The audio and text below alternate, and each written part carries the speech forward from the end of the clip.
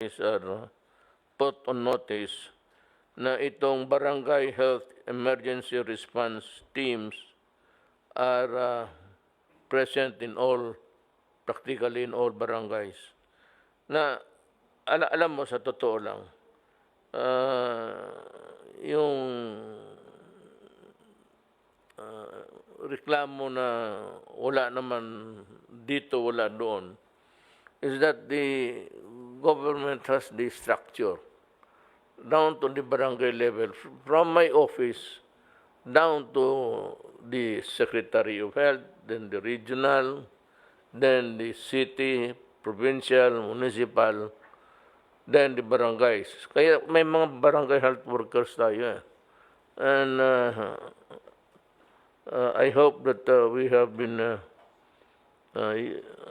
using their services actually to maximize, to help us deliver all of these things sa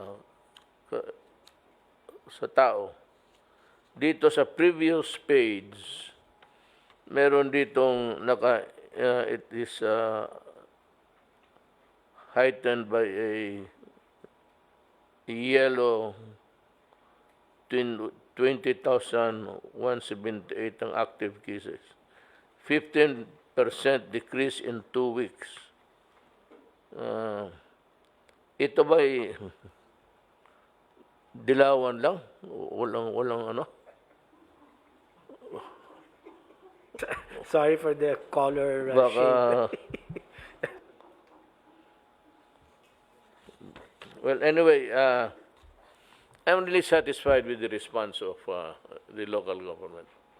Ano mo, sa totoo lang, mga kababayan ko, huwag kayo masyadong maniwala dyan sa mga atake-atake na ano. It will just muddle up your mind. Nandito kami, our purpose is to serve and to work. Yan ang ano namin. Kung hindi kami if we cannot serve, if we cannot work, then we might as well get out of government and ask somebody else to take over. Itong sabi ko na noon, the earlier fears, what organization to use. I said, what organization? Government itself is one big organization. And government is really a government, an organization, dedicated to the needs of the people. Hindi na kailangan yan. Kaya ito nandito na ngayon. We're using the barangay health workers. Di ba may bayad yan sila? Meron po silang allowances, Mr. President. Yeah, kaya nga. It's not the money, but that they're also, they get a little for the efforts that they are doing for the community where they live. Now, on other matters, gusto ko lang malaman ninyo, nakinig na kayo that for the rest of the Philippines, it's a modified general community quarantine, and the country which have to remain in the status of general community quarantine were named already. I hope you got your sites correct there, because especially now that the classes will finally start, I cannot, Secretary Briones is one human being na talagang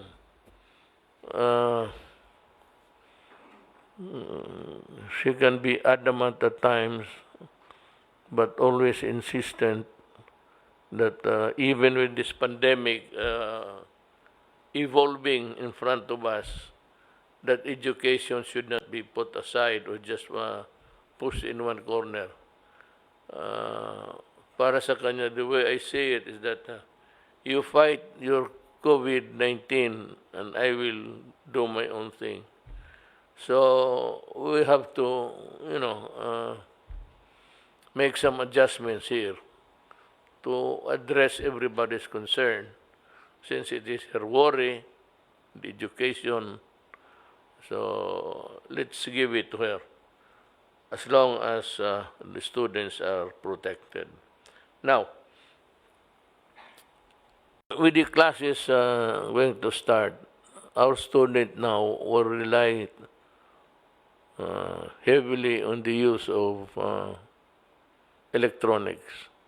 I cannot discuss the specific gadgets because talagang ignorante ako dyan. I must confess. But itong the eternal complaint ever since telco came into being, it has been the agony of the Filipino people. Why until now, ang telcos natin is very poor. Far and wide in between the years of its introduction, ang telco from the beginning, or the telcos,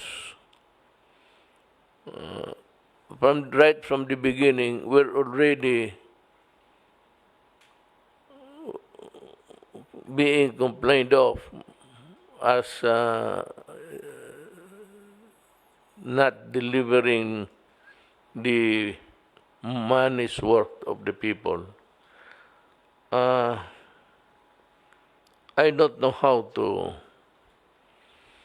go about this, but I just appeal to yung mga telecommunications to can you do a better job? Is there life after this kind of service that you are delivering to the public?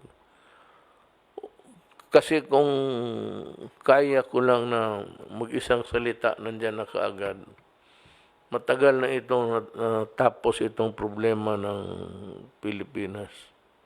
And even in the matter of, sometimes the operations or expansion of telcos are hindered by so many requirements from the barangays down, and ito namang community. Well, of course, you have every right. Every citizen has the right to air his grievance. But maniwala kayo, wala naman itong talagang let the telcos do their job, allow them to build the structures, towers, if you may, para naman ma-improve nila. It's a chicken and egg thing, which comes first. So your cooperation or the seal of the telcos to do better. Yung iba, well, for one reason or another, hindi naman lahat. Medyo, and of course, most of the mayors are good. I'm not referring to them. I'm referring sometimes to the locals, barangay, making it hard for the telcos to improve. So andyan sa dalawa, ako kung sa akin lang, kung madiretso ko ito. But one thing is, in the coming days, we have to talk about this. We have to talk about this seriously, actually. This has been bugging the country for so long. It pisses me off to no end, really, to be discussing this telcos. Because ang karamihan, walang service dito, walang service doon. I said a chicken or egg thing. Whether because of the absence of the towers, they are not allowed to build or erected, or itong walang kapasidad itong telcos to invest more. Kung ako lang ang masunod na alam mo, Congress, I appeal again to Congress. I cannot fight corruption. I cannot find an answer for. I forgot that it was in my. It was within a gray matter between my ears. How to move people who are almost resistant to finding fault and resisting moves of government to improve. Wala eh. Bara-bara. So Congress might want to enact legislation. You know, it's not. It has not been done not in the Philippines. It's only done in parliamentary countries, where the Prime Minister is grilled during the question hour. But I want to Congress to know that I'm ready to appear there in Congress and discuss with them. But they should allow me to talk first, then discuss how we can cut corruption, simplify the ease of doing business, has some recommendations, almost radical. But I will try to begin tomorrow shaking the tree sa PhilHealth.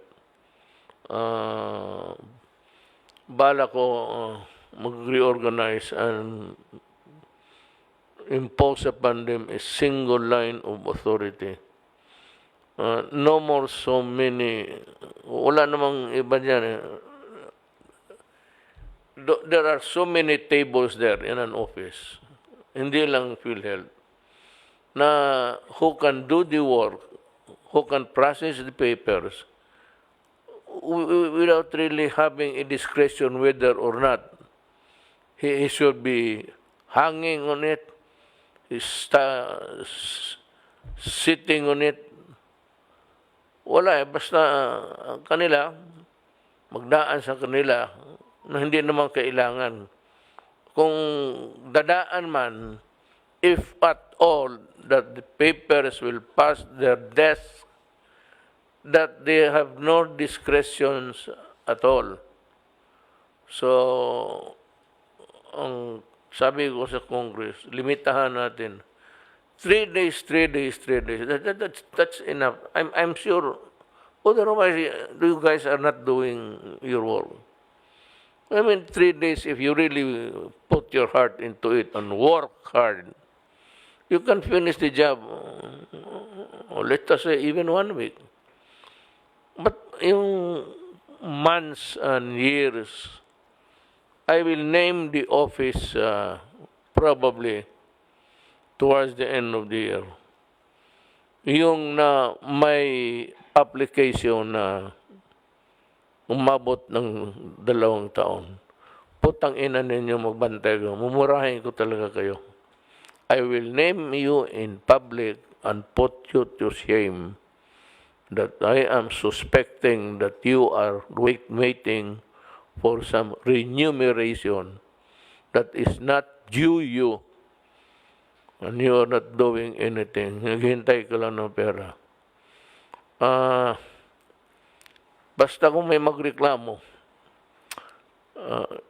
I encourage the citizens to, dito gusto ninyo, I don't know how long this program would last, but if you really want to have your complaints, you write me a letter and I will read it here kung sino yung nakahawak ng papel ng matagal. And maybe if it is inordinately delayed, I will ask the idiot to sit there to sit here in this table. Tapos buhos ko tong tubig sa mukha niya. You better come up with an explanation that is really good to hear. Because pang wala na ako ng pasensya, no? Bastusin talaga kita. Or Congress can call me and we will discuss. I do not have any qualms about you setting up oversight committees. That is good. More people watching the people's money, the better. Wala akong ano dyan sa sabihin ninyo intrusion into the domain of the separation of power, because it's legit. You can do it and you can make it stricter and more hard for people to wala sabi ko nga sa ayaw ko kung sabihin ko ito sa inyo. I offered to resign as president. Pinatawag ko yung lahat ng sabi ko na kasi nagsasawa na ako. In my years of government, wala nang katapusan itong sa mayor. But being mayor is just a small organization. Talagang wala nang katapusan itong corruption. Mahirap talaga pigilin. Kasi mga pastillas hanggang ngayon, even with the investigation or the clamor for government to shake the tree, wala. Sige, hanggang ngayon, it's being committed every day. No, can you stop it? You cannot. There is no way. I'm telling you, with my experience as a prosecutor for the Tanod Bayan noon, I was a special prosecutor for the Tanod Bayan, ang predecessor ng ombudsman. But at the same time, I was a city prosecutor for Davao City. I was having a dual role there. I was sent out of Davao City to prosecute cases outside of my jurisdiction in other cities. I toured Mindanao several times just prosecuting cases. Wala hanggang ngayon, wala akong nandyan pa rin. And it starts, even dyan sa yung land registration. You are really notoriously, even in the provinces, of sometimes the employees run to the mill of the grid of bureaucracy, mag-invento ng mga peke na dokumento. Marami dyan. I prosecuted about 7 itong putang inang land registration.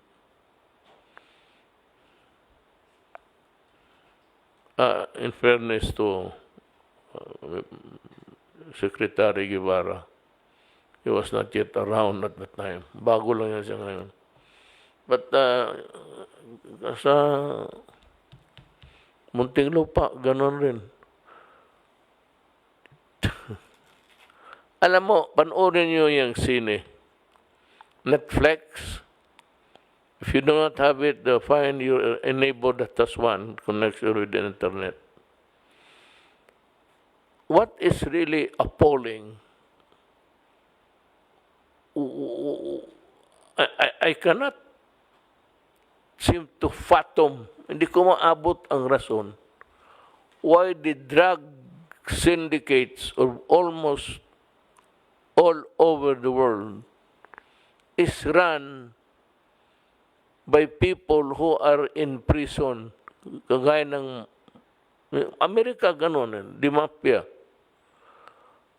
Itong dito sa Pilipinas, yun, galing dito.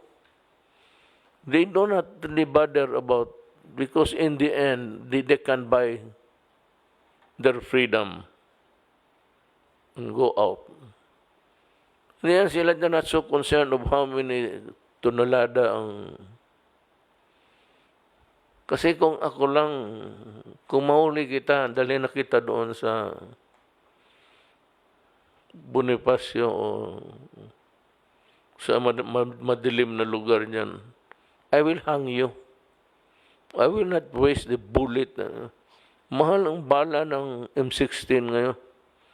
Kailangan ko pa ng gera and fighting this komunista, isa pa rin. While we are suffering, busy tending to the sick Filipinos, wala namang ginawa itong mga buang na to kung hindi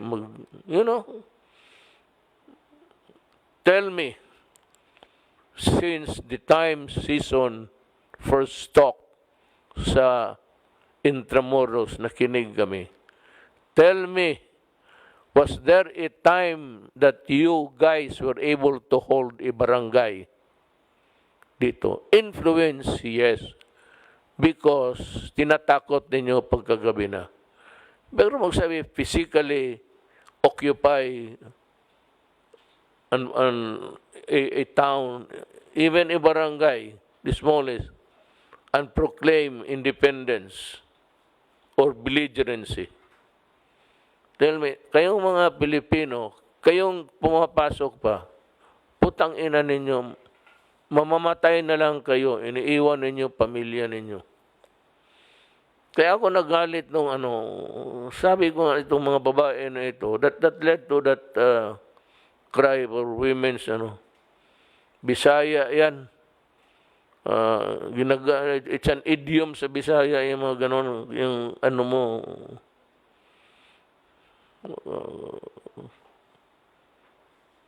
wala talaga. Puro patay, hindi na nakikita ng nanay pati tatay. Ang doors itong mag-asawa, Sus Maria Josep. Hindi ka naman kailangan ng pagkaganon, alisin ko na lang yung mga national high school dyan sa malalayong lugar. Kung hindi pa naman pasokan ng rason yung utak ninyo. You have not scored a victory. Itong PhilHealth, I'm going to propose to Congress to abolish kung i-privatize mo naman, Sus Maria Josep, walang pera, sino insurance mo? Kung sabihin ng mga kapitalista sa insurance, kami ang magbayad, pero wala kayong pundo. That is why we are selling properties. That's the reason why we are selling properties, real estate properties in Japan. Because we have to raise money. Wala nang pambayad niyang sa PhilHealth na yan kaya walang ibang remedy dyan. It must be a surgical move. Talagang kung hindi, paalisin ko sans itong mga civil service. Create a new agency out of the ruins of that old one. Hindi na pwede, Secretary Doge. Hindi na pwede na itong mga tao na ito, they're already entrenched na. Walang mayari. Talagang either I'm going to revamp, consider everybody resign there. And if there is this structure, we can slowly, and yung disband yung ibang just a simple I mean, as simple as it could ever be. That's what I mean. So yun ang those are my thoughts sa mga kababayan. If I offended you with bad words, sabi ng pare, bad words. Kasi kami noon, ewan ko, marami nang namatay sa classmate ko. Kaya pa siya, si Dominguez. So, kababata ko yan.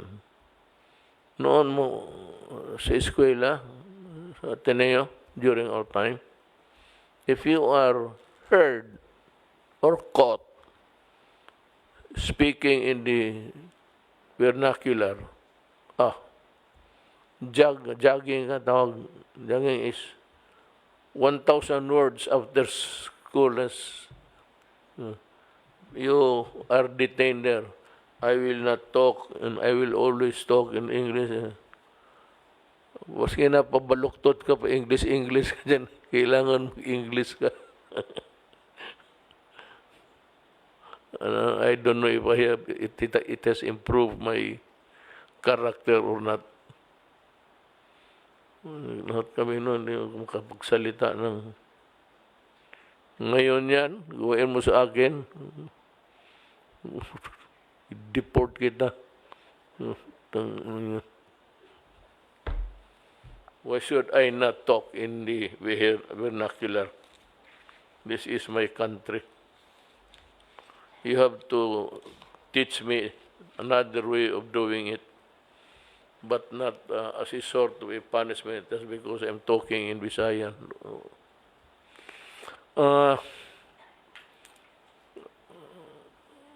Yun lang po. Telco, it's school time.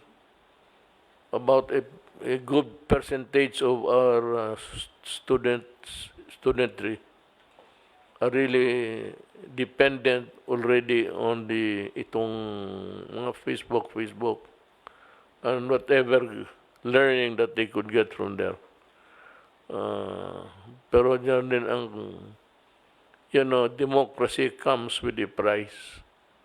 Kita yung sinabi mo niya kanina, may nagbabastos. And it originated from a parang parochial private mga madre I'm not hindi ko naman sinasabi madre, gagaling lang doon. I was being asked kanina by kami ang usap kung what sort of punishment. So, if minor, we'll have to deal with a minor. Minor is a minor. Pero kung matanda na yan, padala mo sa Manila, sampalin ko lang. Yes, Secretary Anyo. Ikaw ang magsampal?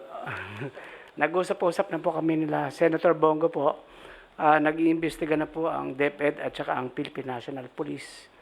At magbibigay po kami ng aming rekomendasyon. Maganda po talaga na tuluyan ang kaso ito para wag pong pamarisan. You know why? It is, the Facebook is as wide as the universe. Ang use yan, it can create, lahat bastos, create trouble, or wala nang magawa. It has opened a Pandora's box. Lumalabas na lahat ng lahat ng kaputahan na maisip ng tao, may ilagay niyan. It has opened a Pandora's box, and I think that we should be stricter, more open.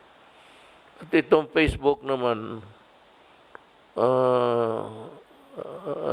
I just, from what I have learned in the past days, na pati yung advocacy ng gobyerno, tinatanggal. So what's the purpose of you being here? If government itself, Facebook, listen to me. We allow you to operate here, hoping that you could help us also. Now, if government cannot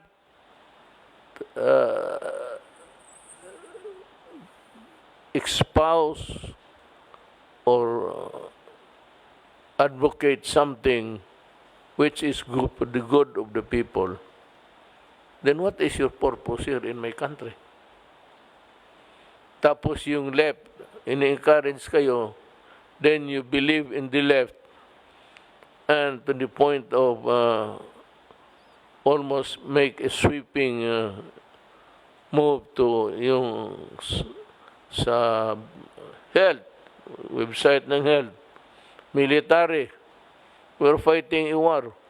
You know, Facebook, insurgency is about overturning government. What would be the point? I said before, in my eyes, what would be the point of allowing you to continue if you cannot help us?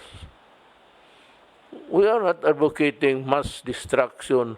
We are not advocating mass massacre. It's a fight of ideas.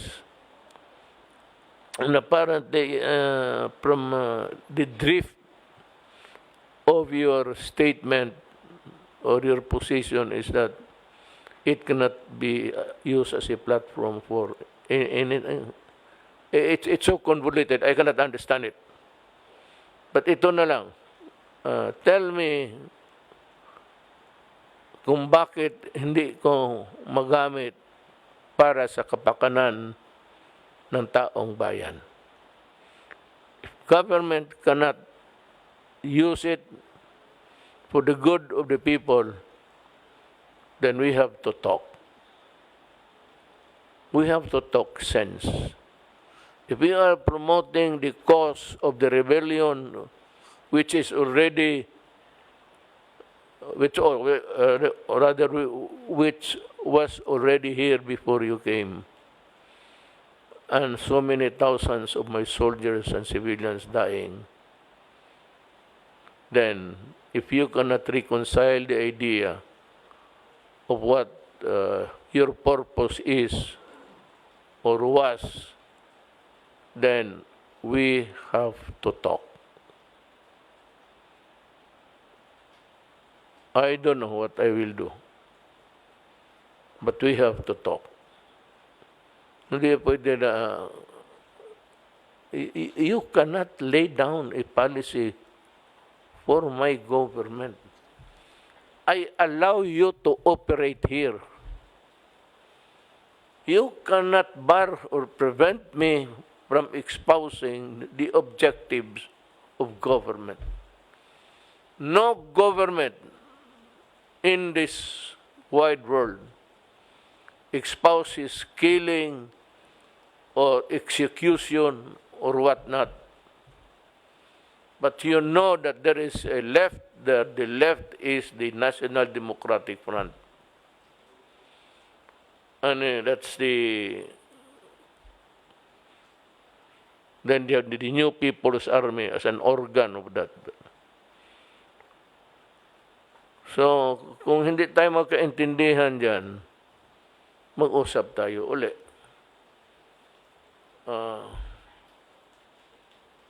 Is there life after Facebook? I don't know. Pero, mag-usap tayo. Mga kababayan ko, pardon my long speech. Sometimes I have to bubuhos ko kasi para maintindihan ninyo. Kasi kung hindi tayo mag-intindihan itong Facebook na to, I really do not know.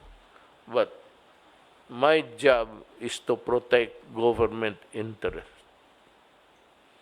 It's not even anybody's job. Akin yan. To protect government interest always.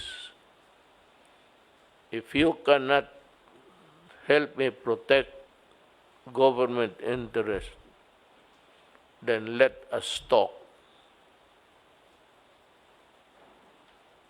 We may or we may not find the solution. If we cannot, then I'm sorry.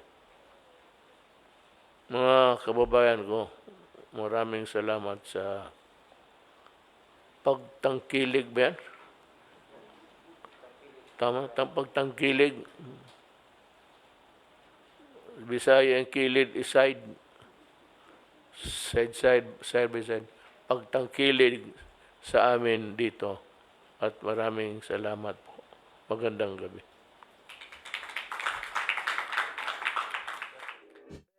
Mr. President, we are recommending the community quarantine classification of certain LGUs. Ito po ay patungkol sa kanilang bagong community quarantine classification ng mga probinsya, highly urbanized cities at independent component cities para po sa darating na buwan ng Oktubre. Ang pinakamataas na community quarantine classification ay MECQ. At para sa isang lalawigan, ito po ang Lanao del Sur, including Marawi City. At anim naman po ang isasailalim sa GCQ. Ito po ang NCR, Batangas, Tacloban City, Bacolod City, Iligan City, at Iloilo City. Habang ang natitirang 78 na probinsya at mga highly urbanized cities and independent component cities ay nasa ilalim ng MGCQ. This is actually the lowest community quarantine status, Mr. President, just before it progresses into the new normal, so to speak. Para po sa Iloilo City, ang previous classification nila na MECQ ay ipapatupad na lamang hanggang sa katupasan ng September.